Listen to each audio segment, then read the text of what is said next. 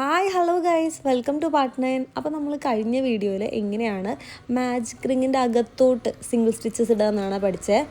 അപ്പോൾ എല്ലാവരും പ്രാക്ടീസ് ചെയ്തു എന്ന് ഞാൻ വിചാരിക്കുന്നു.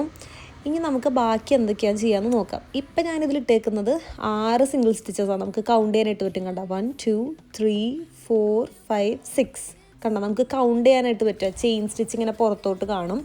ഇനി നമ്മൾ എന്താ ചെയ്യണമെന്ന് വെച്ചാൽ ഇത് ക്ലോസ് ചെയ്യണം. അതിന് വേണ്ടിയിട്ട് ഇതായി ടെയിലില്ലേ, അത് പിടിച്ചിട്ടൊന്ന് വലിച്ചു കൊടുക്കാം നന്നായിട്ട്.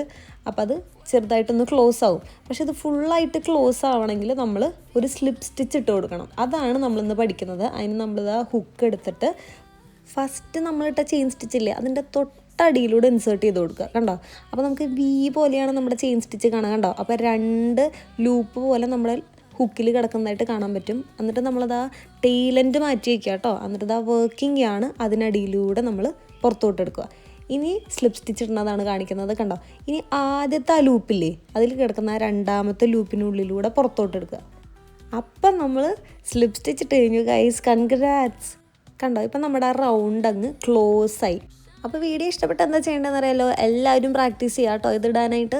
എല്ലാവരും ഓടി വന്നിട്ട് എൻ്റെ ചാനൽ സബ്സ്ക്രൈബും കൂടെ ചെയ്യുക, ലൈക്ക് ചെയ്യുക, കമൻറ്റ് ചെയ്യുക. അപ്പോൾ നെക്സ്റ്റ് വീഡിയോയിൽ കാണാം.